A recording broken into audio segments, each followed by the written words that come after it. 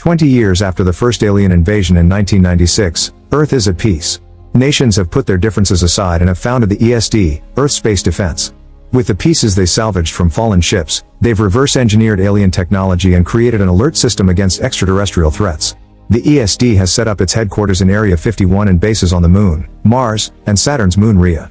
What Earthlings don't know is that our aliens out there still looking at our planet, and former President Whitmore keeps having nightmares about it. These dreams show him the strange vision of a circular figure with a line that he can't stop drawing. Meanwhile on the moon base, Jake and Charlie are towing new parts of the base's defense system to create a giant weapon. In the process, something mysteriously goes wrong and the tugs can't keep the weapon up. Commander Jang asks the boys to pull back, but Jake ignores orders and uses his ship to push the weapon back up.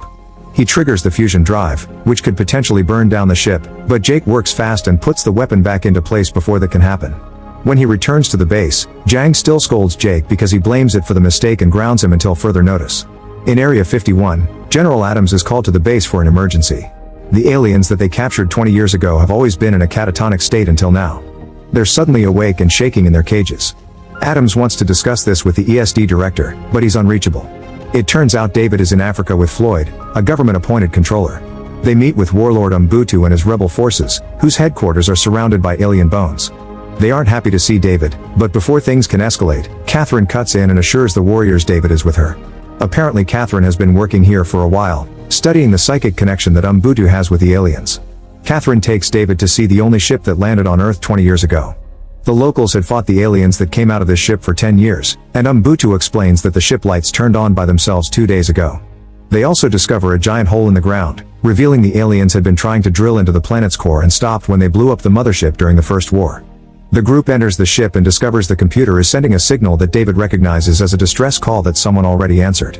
Back in the moon, Jake has a video chat with her girlfriend Patricia, who happens to be Whitmore's daughter.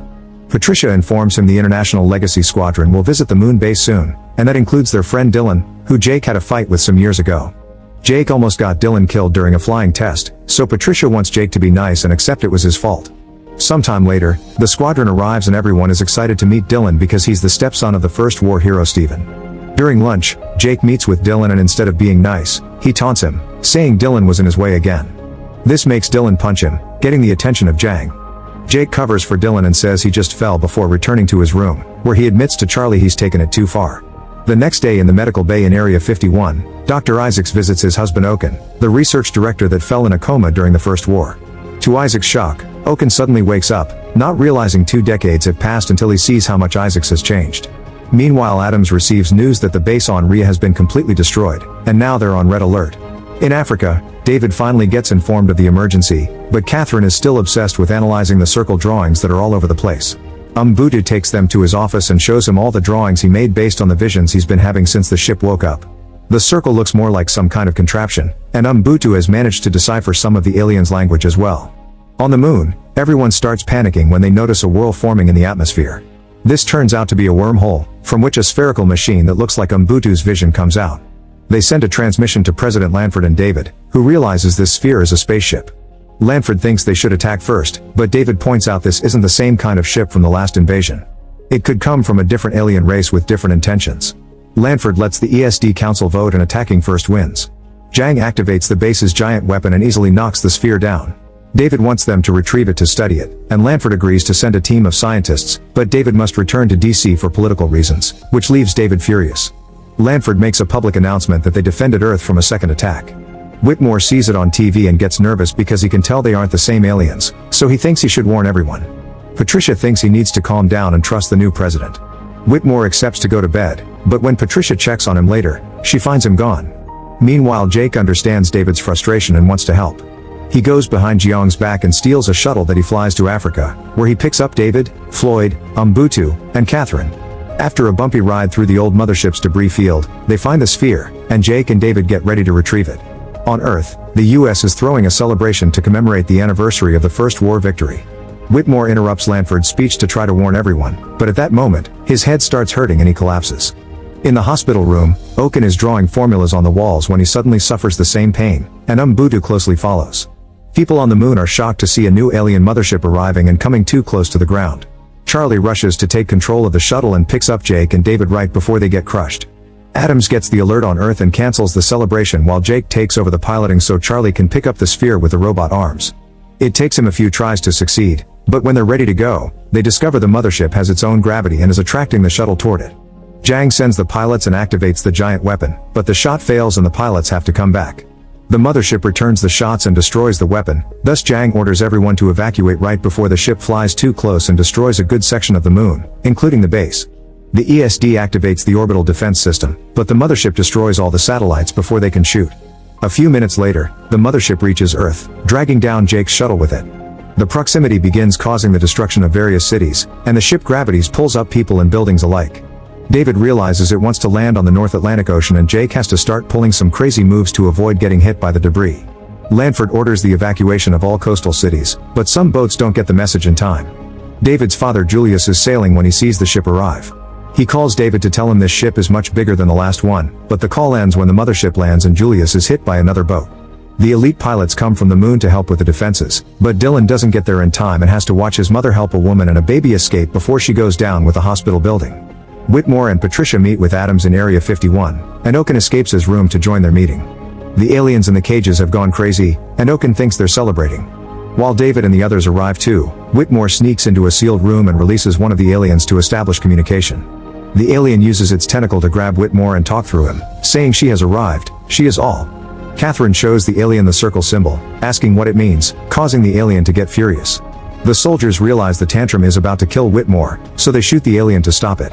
Bullets don't do much but Umbudu comes through and uses his blades to attack the alien. This big body is just armor, and once it's broken the real small alien comes out, which Umbudu immediately kills. Meanwhile at the coast, a group of siblings that just lost their parents are trying to drive away and find shelter. Among the debris, they discover Julius' destroyed boat and the man unconscious inside. They confirm he's still alive and take him with them. The Area 51 team scans the mothership, which helps David understand that she is all means the aliens are a big hive and their huge queen just arrived. Then a reconnaissance aircraft sends them a live feed from under the sea, showing this mothership is drilling too. It seems they're after Earth's molten core, and if they get it they would destroy all life as we know it. David points out that during the First War, they won by destroying the mothership, meaning there must have been another queen inside the ship back then. That implies they don't need to destroy this much more powerful ship, they just need to kill the queen. Lanford authorizes a mission to find the queen, and all the pilots get ready. Drones will fly ahead to disable the shields, then the pilots will fly cover for the bombers that will shoot cold fusion warheads that should penetrate the hull and kill the queen. The pilots approach the mothership, which immediately opens its defenses. The jets try their best to fly around it and maintain a defensive posture, but the ship is too heavily guarded and it's impossible to reach the top of the ship. After losing 2 bombers, Jake points out that entering the ship is the only chance they have. Dylan agrees it's dangerous but also the only way, so Adams authorizes them to go while ordering the others to provide backup.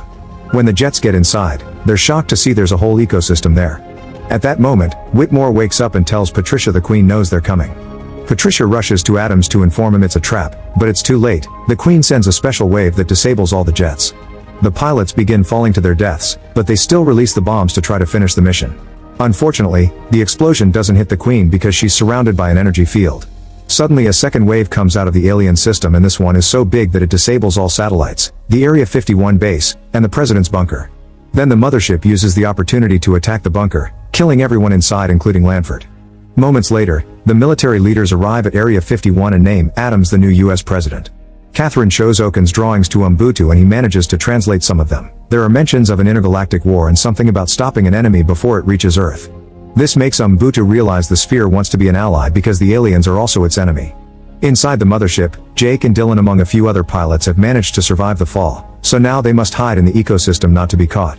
At the base, Oaken manages to get the capsule open with a special laser and scans the sphere, but he can't detect any signals. Floyd comes closer to touch the sphere out of curiosity, and the smooth surface begins absorbing his hands. After a few seconds, the sphere activates and lets go of Floyd before it starts communicating in English, which it learned from Floyd's mind. At the same time, the Queen gets a reading on her system and decides to put on a huge piece of armor. The pilots can only watch how the top of the mothership suddenly takes off to initiate a new attack. The sphere begins explaining that it intercepted the aliens' distress call and came to try to warn humans, but the humans attack the sphere without asking questions first. The sphere species has fought the invading aliens before. They call the motherships harvester ships because they go from planet to planet harvesting the cores to be used as fuel. This sphere is the only survivor from its planet, and its system holds the key to superior technology. There's a hidden planet where it teaches refugees from other fallen worlds how to build weapons that will defeat the invaders. This is why the aliens are scared of it. Unfortunately, now that the sphere is activated, the Queen can track it. David points out that if the Queen is already coming, they could bait her like she baited them first. Oaken and David think they can hide the real sphere inside an isolation chamber and replicate its radiation signal with a decoy inside a tug filled with cold fusion bombs. Then the Queen will follow that signal into a trap. The only thing they need is some way to track the Queen, and Adams reveals he still has a radar truck from the First War. Adams and David talk with a few pilots that are left, explaining that since the satellites are down, someone will have to fly in manually to detonate the bombs, meaning that pilot won't survive the mission.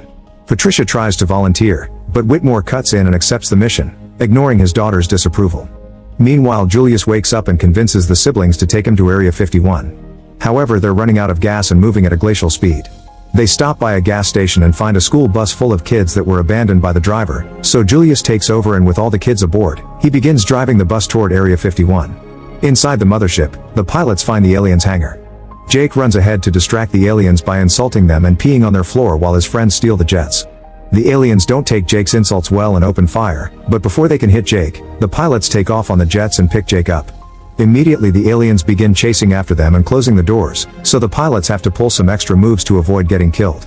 In the heat of the battle, Jake apologizes to Dylan for almost killing him all those years ago. After a few close calls, the pilots manage to reach the doors and escape right before they close. Everyone at the base gets ready for the attack. Patricia watches her father leave despite her protests and decides to fly along to help him. At that moment, Julius and the kids arrive on the bus at the same time the Queen arrives with her army. As the base and the aliens both open fire to start a new war, David notices the bus and brings it over to his sector for protection. The sphere is put in the isolation chamber and the Queen falls for it, believing Whitmore has the real signal. Patricia flies her jet near her dad's and says goodbye before he faces his sacrifice. As David puts a shield around the alien army to contain the explosion, Whitmore enters the Queen's ship and detonates the bombs. For a moment, the team believes they've won, but for some reason the alien army is still attacking and the base's huge weapon is shot down. As the smoke clears, it's revealed the Queen is still alive because she protected herself with her own energy shield. David gets on the bus with Julius and the kids so they can drive away as the Queen begins chasing them. Every soldier on the ground returns to the base to defend the sphere from the incoming aliens while the pilots attack the Queen, whose shield keeps her safe. The boat crew notices there are only 6 minutes left, and at that moment, Patricia notices that the Queen puts down her shield for a few seconds when she needs to attack. She takes advantage of this and shoots at her weak spot, destroying the shield and leaving her vulnerable. The Queen hits her jet in revenge, and Patricia escapes with a parachute right before crashing. Then the Queen tries going after her, but at that instant Dylan and the others come back and attack the Queen with her own technology. Inside the base, the aliens find the sphere, which is guarded by Oaken and Isaacs, and send a message to her Queen with a location. Dylan and his team lose control of the jets because the Queen uses her hive link to make all her technology fly around her to form a new shield. Mbutu and Floyd rush to the isolation room to fight the aliens, but in the struggle, an alien manages to hit Isaacs. While Mbutu and Floyd finish the aliens off, Oaken has to say goodbye to his husband. With only 2 minutes left, the Queen arrives at the base and begins hitting the roof to try to access the sphere. Dylan calls the jet shield a tornado and that gives Jake an idea. They activate the manual thrusters and let the tornado form a fire whirl that expels them out of the hive.